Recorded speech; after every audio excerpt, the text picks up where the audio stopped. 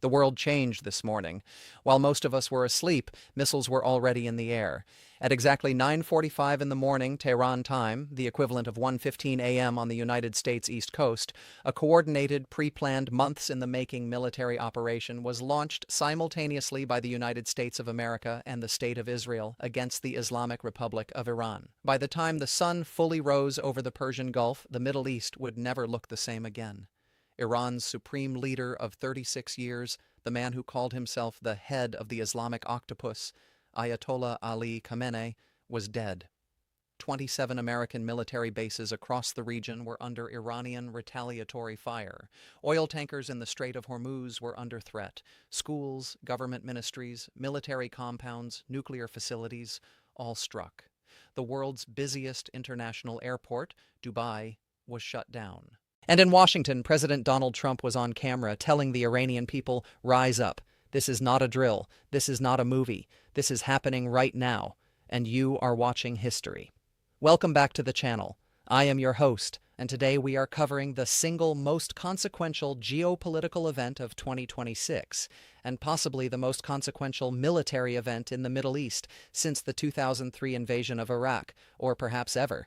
Because today, February 28, 2026, the United States of America and Israel jointly launched a massive, coordinated military campaign against the sovereign nation of Iran, a campaign that, within hours, killed Iran's supreme leader, destabilized the entire Persian Gulf, sent oil markets into shock, and triggered a wave of Iranian retaliation strikes against 27 American military bases across the region, as well as against Israel, the United Arab Emirates, Qatar, Bahrain, Kuwait, Jordan, Iraq, and Saudi Arabia. The world is on fire tonight. And we are going to walk you through every detail. Who did what, why, what happened, what is happening right now, what comes next, and what this means for you, for your country, and for the planet. Stay with us. This is going to be a long one, and every single word of it matters. Let us begin at the very beginning, because this did not come out of nowhere. This attack, which the United States Department of Defense has officially codenamed Operation Epic Fury, and which Israel has codenamed Operation Roaring Lion, was planned for months. According to a senior Israeli defense official who spoke to Reuters, a specific date for the strikes was set weeks in advance. The planning began in close coordination between Israeli intelligence agencies and American counterparts.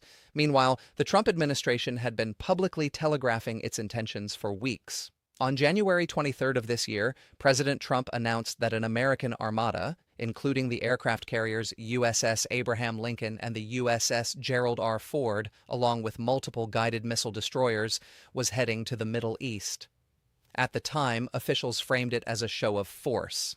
In hindsight, it was a deployment in preparation for war. To understand the full context, you have to go back even further. Israel and Iran had already exchanged strikes twice in 2024.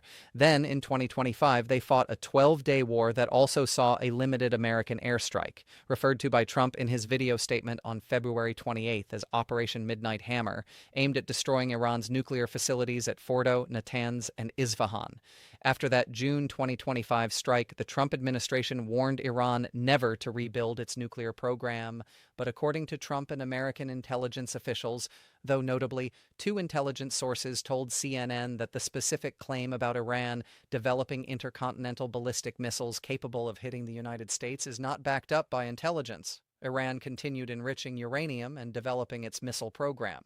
The stage was set. Then came what many observers found genuinely shocking. Even as military assets were being moved into position, the United States was simultaneously engaged in nuclear negotiations with Iran. Those talks were mediated by Oman, a small Gulf nation that has long served as a back-channel diplomat. On February 6th, a first round of indirect talks was held in Muscat, Oman's capital. Progress was described as limited but real. A second round was scheduled for Geneva. The Guardian reported, just days before the attack, that the decision on whether to strike would be determined by the outcome of a meeting in Geneva, led on the American side by Steve Witkoff and Jared Kushner. Even more strikingly, the Omani foreign minister, who was serving as mediator, said that there had been significant progress in those nuclear talks, and that Iran had agreed never to stockpile enriched uranium.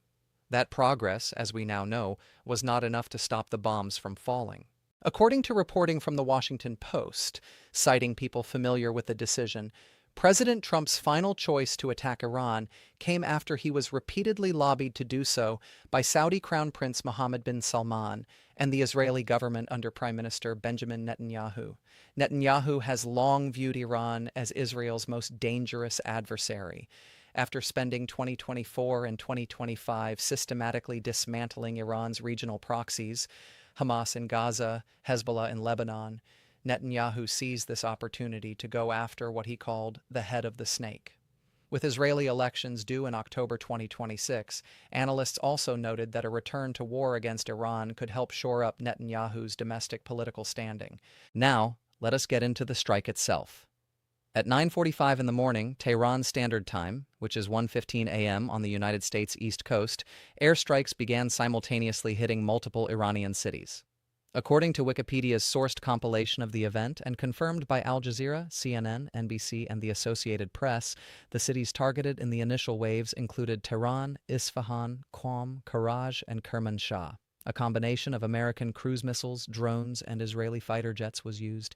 Israeli Defence Minister Israel Katz confirmed the Israel Defense Forces operation almost immediately. President Trump, at 2:30 a.m. Eastern Standard Time, released an 8-minute video statement posted to his Truth Social platform, announcing to the world that the United States had launched a major combat operation aimed at, in his words, eliminating threats from the Iranian regime. He described it as a necessary act, saying that the purpose of the U.S. strikes was effectively regime change. He urged the Iranian people to overthrow their government, telling them this was the greatest chance they would ever have to take their country back. In Tehran, the initial strikes hit areas of massive significance. Iranian media reported explosions near the Ministry of Intelligence, the Ministry of Defense, the Atomic Energy Organization of Iran, and the Parchin military complex, a site long associated with Iran's nuclear and missile research. Missiles also struck University Street and the Jamhuri area of the capital, according to Iran's own Fars news agency. These were not fringe targets. These were the beating heart of the Iranian military and governmental machine. And then came the most earth-shattering development of the entire operation. The compound of Supreme Leader Ayatollah Ali Khamenei, the man who had ruled Iran since 1989, who had guided the country through wars, sanctions, protests, and negotiations for 36 years, was struck directly. Satellite images immediately showed the compound heavily damaged or completely destroyed. For hours, the status of Khamenei himself remained unclear. Iranian Foreign Minister Abbas Araghchi told NBC News in an exclusive interview that, as far as he knew, both Khamenei and President Masoud Pezeshkian were alive. But shortly before midnight Tehran time on February 28th, unnamed Israeli officials told multiple outlets that Khamenei had been killed, that his body had been found in the rubble, and that it had been recovered and identified by intelligence sources. Reuters quoted an unnamed Israeli official confirming the body had been found. Then, in a dramatic escalation, President Trump himself announced Khamenei's death, and hours later, Iranian state television confirmed it. Iran declared 40 days of mourning. The Times of Israel reported that the IDF issued an official statement saying Khamenei was targeted in a precise, large-scale operation carried out by the Israeli Air Force, while he was in his central leadership compound in the heart of Tehran, surrounded by senior officials.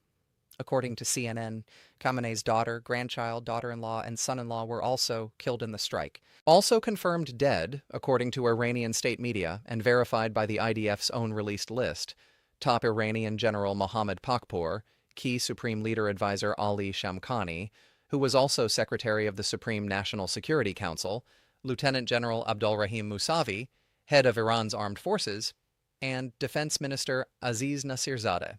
CBS News reported, citing both an intelligence source and a military source, that as many as 40 Iranian officials were killed in the strikes, though it was not confirmed whether they were in one location or multiple locations. According to Iran International, quoting the Iranian Students' News Agency, thousands of IRGC personnel, including several senior officials, were killed or wounded as multiple military bases were hit. The port city of Bushehr was also struck, though it remained unclear whether its nuclear reactor sustained any damage. The International Atomic Energy Agency issued an official statement saying it urges restraint to avoid nuclear safety risks, adding that no radiological impact had been reported in the region so far. Now let us talk about one of the most heartbreaking and most controversial developments of this entire operation. According to CNN, Al Jazeera, and multiple other outlets, one strike hit a girls' elementary school in Manab, a city in southern Iran that was located near a military base. Reports from Iranian government sources and the US-based human rights activist news agency stated that 108 students were killed and 92 were wounded. Later figures from that same human rights organization put total civilian deaths across Iran at a minimum of 133 at the time of reporting. Iran's foreign ministry spokesperson called the school strike a crime. The Red Crescent, by 5:30 p.m. Central European Time on the first day of strikes, had reported 201 civilians killed and 747 injured in Iran overall. Israel and the United States have not publicly commented on civilian casualty figures. The United Nations Secretary General, in a public statement, called the use of force by the United States and Israel against Iran, and the subsequent retaliation by Iran across the region, a direct undermining of international peace and security. He warned of the risks of a wider regional conflict with, quote, grave consequences for civilians and regional stability. The UN Security Council convened an emergency meeting on Saturday. Iran's retaliation, when it came, was vast and unprecedented in scale. The Islamic Revolutionary Guard Corps, the IRGC, announced that it had launched attacks against 27 American military bases hosting U.S. troops across the Middle East, as well as Israeli military facilities, including the Tel Naf Air Base, Israel's military headquarters, and a large defense industry complex in Tel Aviv. The IRGC said missiles and drones were used in what it described as multiple waves of retaliatory attacks, and vowed those attacks would continue. The countries targeted by Iranian retaliatory strikes included Qatar, the United Arab Emirates, Bahrain, Kuwait, Jordan, Iraq, and Saudi Arabia, all of which host U.S. military assets. Explosions were heard in multiple Gulf capitals. CNN teams on the ground reported hearing explosions in several capitals. Smoke was visible in the skies over Doha, the capital of Qatar.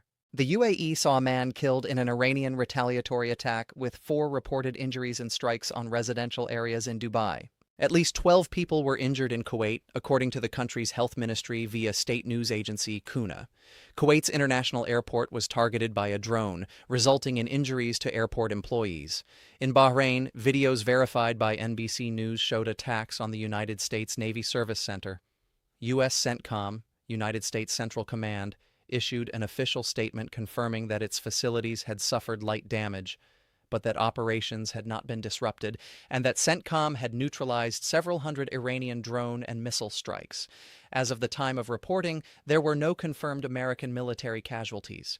Israel declared a nationwide state of emergency, saying the strikes on Iran were the largest Israel had ever launched, and the Israeli Iron Dome and other missile defense systems were working continuously as Iran fired wave after wave at Israeli cities. Multiple explosions were reported in the skies above northern and central Israel, including the Tel Aviv area and Haifa, where sirens were described as sounding continuously. A 9-story building was hit in northern Israel.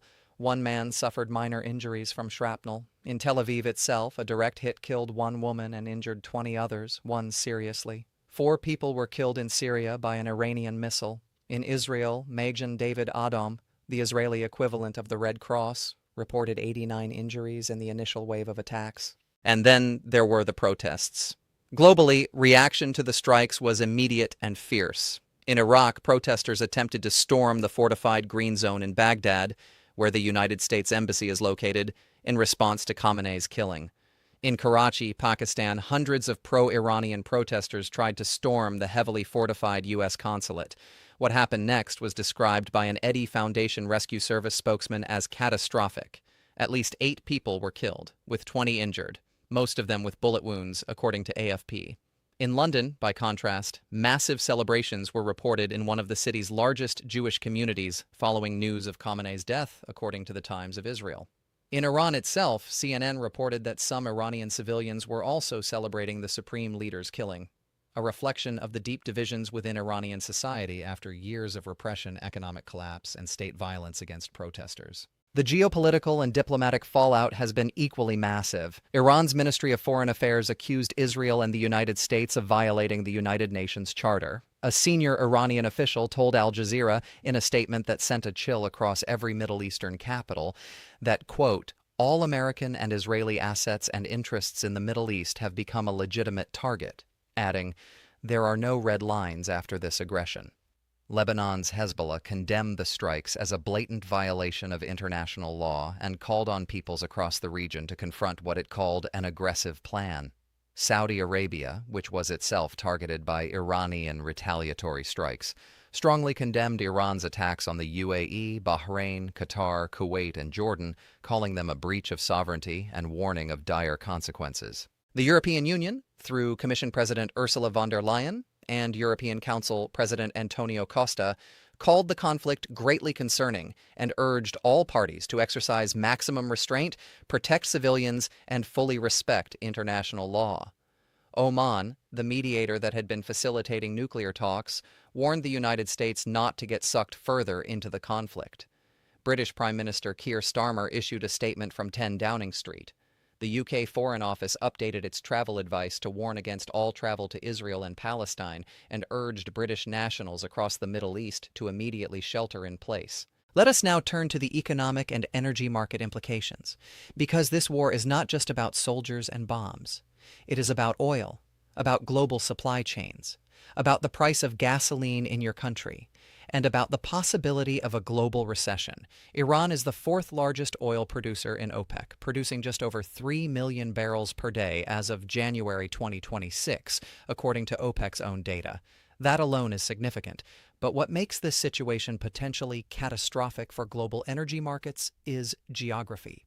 Iran shares a coastline with the Strait of Hormuz, the narrow waterway that, according to the US Energy Information Administration, handled approximately 20 million barrels of crude oil every single day in 2024, accounting for nearly 20% of all global liquid oil consumption and handling approximately 1/5 of the world's liquefied natural gas exports. In other words, this is the jugular vein of the global energy system. And Iran has repeatedly, explicitly threatened to close it. Iran has been warning about closing the Strait of Hormuz for decades. Now, with its supreme leader dead, its military command decimated, and its country under an ongoing bombing campaign, the IRGC has every incentive to make good on that threat. According to CNBC's reporting, the US-Israeli attack has already raised the risk that Iran could make the Strait of Hormuz unsafe for commercial traffic. An Oman Maritime Security Center reported that a Palau-flagged oil tanker called Skylight was attacked about 5 nautical miles off Oman's Musandam, right at the entrance to the strait. The conflict has already disrupted global air travel, with Dubai International Airport, the world's busiest airport for international passengers, halted indefinitely, according to Dubai's airport operator. Airlines across the globe were urging passengers to check their flight status. As Euronews reported, if Iran follows through on its Hormuz threat, the consequences for global oil supply could be devastating. Eurasia Group analysts wrote in a note that supply disruption to global markets would be limited even in the event that Iran retaliates against tanker traffic, given expected U.S.-led efforts to maintain supply.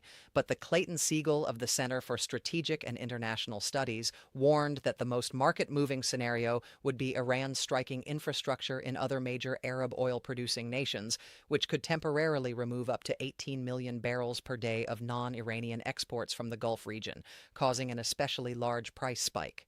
Concrete market fallout was expected when Asian exchanges opened Sunday evening. And analysts at Axios noted that the strikes came at a time of comparatively ample global supplies and modest demand growth, which, they suggested, gave the White House more maneuvering room than it might otherwise have had without triggering a massive gasoline price spike at home. Now let us address a question that is on many people's minds. Is this legal? Multiple international law scholars, opposition politicians in the United States, and foreign governments have raised serious concerns. Critics of the strikes have called them illegal under both domestic and international law. In the United States Congress, at least one representative announced they were a co-sponsor of a war powers resolution to rein in the president's authority, calling the strikes reckless and illegal, and calling on House leadership to bring the resolution to the floor immediately. UN Secretary General Antonio Guterres was explicit in his concern, stating that the use of force by the United States and Israel against Iran undermines international peace and security. The European Union called on all parties to fully respect international law. Iran's foreign ministry invoked the United Nations Charter. CNN reported that the timing of the strikes was symbolically meaningful, carried out ahead of the Jewish holiday of Purim on March 2nd, though that has not been officially confirmed by the US or Israeli governments. What about the leadership vacuum in Iran? This is now perhaps the single most consequential unknown of the entire crisis. Khamenei had served as supreme leader since 1989. Under Iran's constitution, the supreme leader has final say on all major policies: military, nuclear, domestic, and foreign. There is no clearly established or publicly known successor. The Assembly of Experts, the body technically responsible for selecting a new supreme leader, must now convene in a country under active bombardment, with its military leadership decimated, its communications infrastructure damaged, and its population in shock. CNN's analysis noted that history lacks good examples of air campaigns that have easily toppled regimes and led to replacements that the attackers preferred. Former U.S. Ambassador to Israel Michael Herzog, speaking from a bomb shelter, told NBC News that the goals of the operation included degrading the regime, sending shockwaves into the Iranian system to weaken it, empower the people, and hasten the regime's demise. But Iranian Foreign Minister Abbas Araghchi, in his exclusive interview with NBC News, stated directly that regime change was, quote, mission impossible, and said Iran was interested in de-escalation and willing to talk if the U.S. and Israel halted attacks. There are also massive questions about Iran's nuclear program in the wake of these strikes. The IAEA has confirmed no radiological impact so far. The Parchin military complex was struck. Bushehr, home to Iran's civilian nuclear power plant, was also reportedly hit, though the status of the reactor remains unclear at time of reporting. Trump referenced the June 2025 Operation Midnight Hammer strikes on Fordow, Natanz, and Isfahan, suggesting the nuclear program had been degraded significantly at that point. But experts widely believe that nuclear programs, once started, are extraordinarily difficult to eliminate entirely through airstrikes alone. And a regime fighting for its survival, especially one whose leadership has just been nearly wiped out, may have very different incentives regarding nuclear development than a regime in a position of relative stability. Let us now look at what is happening on the ground as of March 1st, 2026, because this is not over. It has only just begun. Israel executed another wave of strikes against Iranian targets on March 1st, targeting aerial defense systems and missile launchers in central Iran, according to multiple outlets. Iran fired missiles on Israel, Kuwait, and Qatar on the morning of March 1st. Iranian IRGC forces vowed that the air raid sirens in Israel and at American bases would not stop, and said they would continue to deliver what they described as very hard steps of revenge. Iran's surviving leadership declared that there are no red lines. An oil tanker was attacked near Oman. Flights across the region remain disrupted. Supermarkets in northern Tehran were seeing surges of customers seeking bread and bottled water. Gas stations across Tehran had long queues.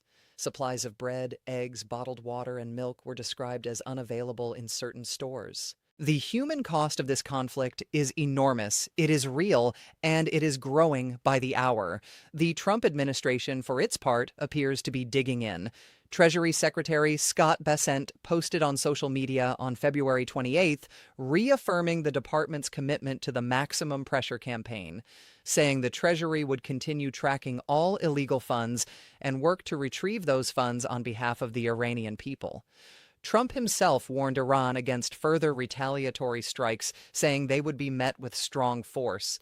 He stated that the heavy and pinpoint bombing would continue through the week or as long as necessary.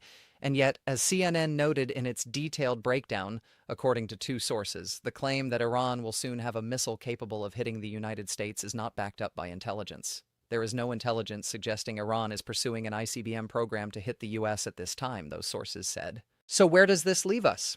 As of March 1st, 2026, we are in the middle of a rapidly evolving, extraordinarily dangerous military conflict in the heart of the world's most energy-critical region. The supreme leader of Iran is dead. Iran's top military and national security leadership has been largely wiped out. Iran is retaliating against 27 American military bases, Israel, and Gulf states. An oil tanker has already been attacked near the Strait of Hormuz. Dubai's international airport is shut. Protests have turned deadly in Pakistan. The UN Security Council is in emergency session. The European Union is urging maximum restraint.